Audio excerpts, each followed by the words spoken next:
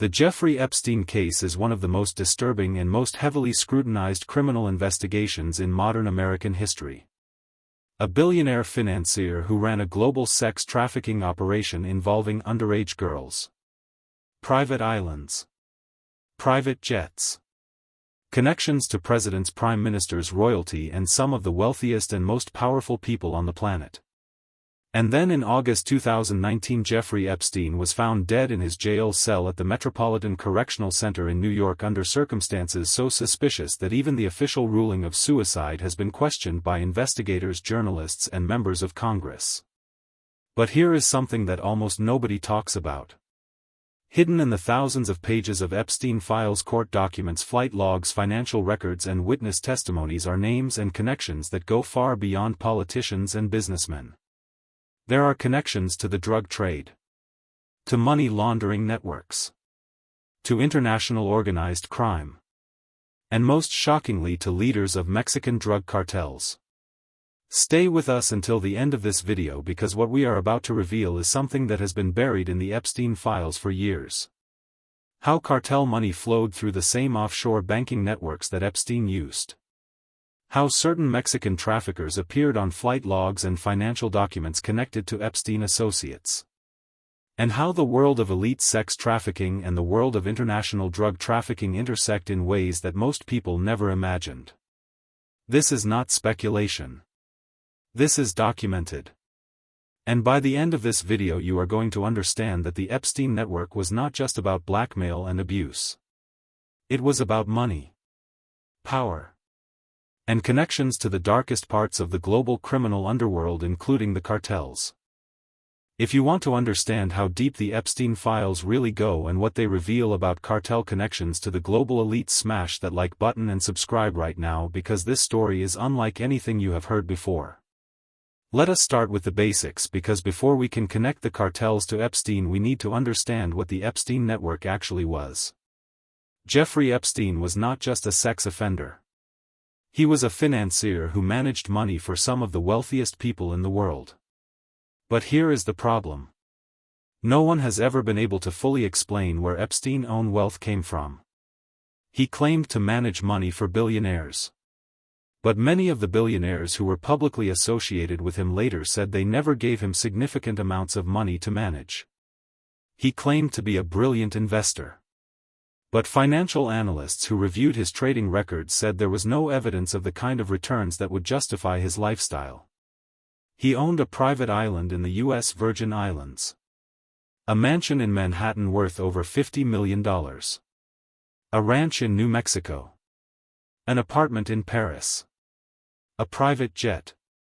He lived like a man worth hundreds of millions, possibly over $1 billion. But where did that money actually come from? Some investigators believe Epstein's wealth came from blackmail. That he recorded powerful people in compromising situations and extorted them. Others believe he was a front man. That he was managing money for people who needed to stay hidden. And still others believe that Epstein was involved in money laundering on a massive scale. Moving dirty money from criminal enterprises through offshore accounts and shell companies and making it look legitimate. And this is where the cartel connection begins.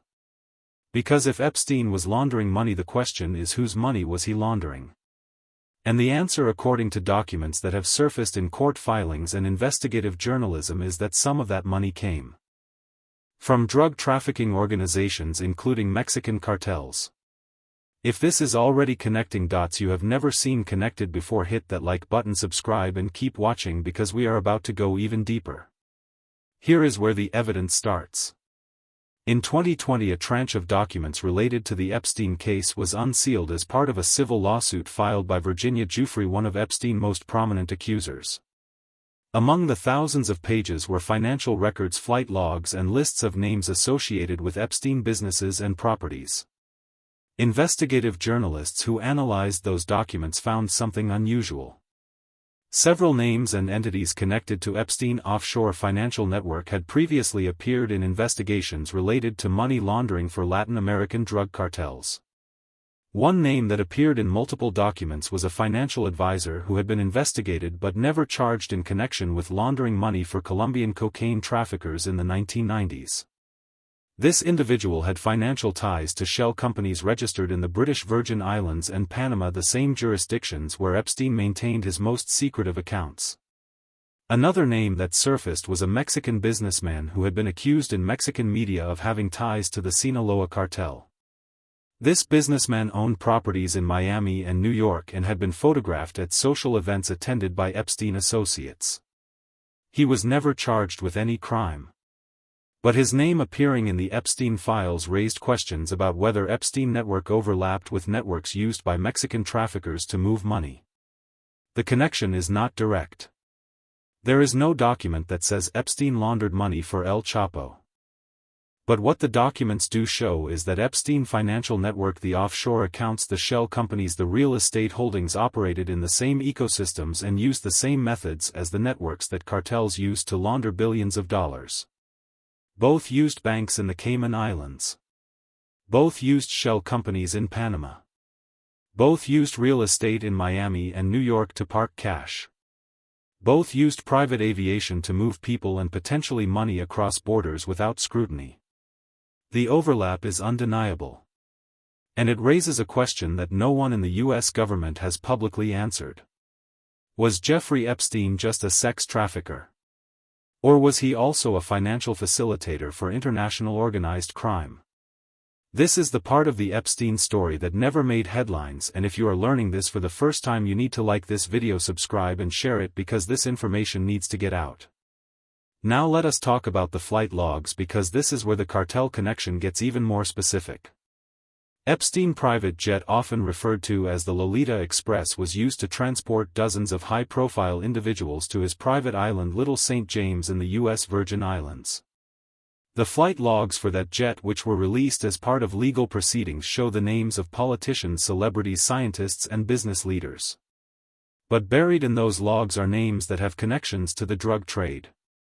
One name that appeared on the flight logs was a prominent Mexican attorney who had previously represented members of the Guadalajara cartel in the 1980s. This attorney was not a cartel member. He was a lawyer. But his client list included some of the most powerful drug traffickers in Mexican history. Why was he on Epstein jet? What business did he have with Epstein? No one has ever answered that question publicly. Another name that appeared in documents connected to Epstein's social circle was a financier with ties to a Venezuelan family that had been accused of laundering money for both drug cartels and corrupt government officials. Again, there is no smoking gun. But the pattern is clear. Epstein network included people who operated in the same worlds as the cartels. People who moved money. People who knew how to hide assets. People who understood how to operate outside the law. And when you start connecting those dots, a picture emerges. A picture of a man who was not just trafficking young girls, but who was also facilitating financial crimes on a scale that no one has fully investigated. The U.S. government seized Epstein assets after his death. They took control of his island, his properties, his bank accounts. But what they found in those accounts has never been fully disclosed. And the question remains: how much of the money flowing through Epstein network came from legitimate sources? And how much came from the drug trade? We are halfway through this documentary, and if you want to see where this goes next, you need to hit that like button, subscribe to the channel and stay with us, because the final connections are the most disturbing. Now let us talk about the financial methods, because this is where the overlap between Epstein and the cartels becomes impossible to ignore. Both Epstein and the cartels used the same money laundering techniques. Trade-based money laundering. This is a method where you overvalue or undervalue goods in international trade transactions to move money across borders. Epstein had business interests in art dealing and luxury goods. Cartels use art and luxury goods to launder money all the time. A painting bought for $1 million and sold for $5 million with no real explanation is a classic laundering method. And Epstein was involved in exactly those kinds of transactions. Offshore shell companies. Epstein had dozens of shell companies registered in the British Virgin Islands, the Cayman Islands and Panama. So do the cartels. These companies exist on paper only. They have no employees. No offices.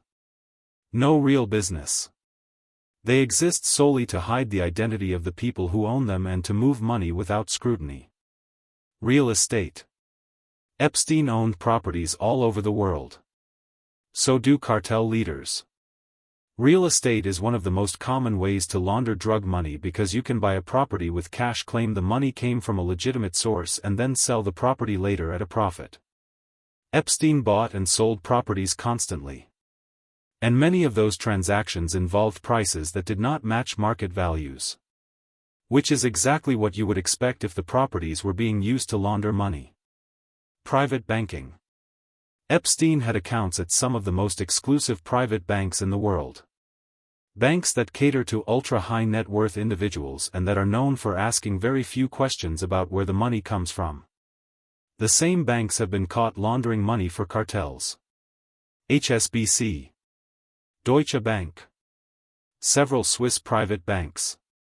All of them have been fined for money laundering. All of them have been used by cartels. And all of them had relationships with Epstein. The methods are identical. The networks overlap. And the question that investigators have never fully answered is whether Epstein was just using the same methods as the cartels by coincidence. Or whether he was actively working with them. If this is blowing your mind right now, do me a favor, smash that like button, subscribe and share this video, because this is the kind of content that gets buried and we are bringing it to light. Now let us talk about what this means. Because even if we accept that there is overlap between Epstein financial network and cartel money laundering networks, the question is, so what? Why does it matter? It matters because the Epstein case was never fully investigated. Epstein died in jail under suspicious circumstances. His associate Ghislaine Maxwell was convicted and is serving time in prison. But most of the people in Epstein network were never charged. The names in the black book. The people on the flight logs. The business associates who helped him move money. Most of them walked away untouched. And if some of those people were facilitating money laundering for drug cartels, then the Epstein case was not just about sex trafficking. It was about one of the largest financial crimes in modern history. And it was covered up. The U.S. government has the records. They have the financial documents. They have the flight logs. They have the shell company registrations. They know who was involved. But they have never released the full picture. And the question is, why? Is it because some of the people involved are too powerful to prosecute?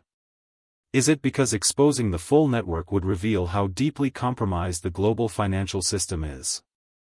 Or is it because the connections to the drug trade would open up investigations that the U.S. government does not want to pursue? We do not have the answers. But we have the questions. And those questions should be asked. We are almost at the end, and if you have watched this far, you are clearly someone who wants the truth, so like, subscribe and let us finish this story together. So where does this leave us in 2026? Jeffrey Epstein is dead. Ghislaine Maxwell is in prison. And the people who were part of Epstein network are still out there. Some of them are still moving money. Some of them are still operating in the shadows. And some of them may still have connections to the cartels. The Epstein files are a window into a world that most people never see. A world where billionaires, criminals, politicians and traffickers all operate in the same networks. Where money flows between legitimate businesses and criminal enterprises with no clear line separating them. Where private jets and offshore accounts make it possible to move anything or anyone across borders without anyone noticing. And where the people at the top are protected by wealth, power and connections that make them virtually untouchable. The cartels are part of that world. They always have been. And the Epstein files prove it. Not with a smoking gun. But with a pattern. A pattern of names. Of financial transactions. of shell companies and private flights and offshore accounts. A pattern that shows the global elite and the global criminal underworld are not separate. They are connected. And they always have been. If you made it to the end of this documentary, you now know something that most people will never know. The Epstein files contain evidence of connections to the drug trade that have never been fully investigated. Smash that like button, subscribe to the channel, and share this video with everyone who needs to hear this truth. I will see you in the next one.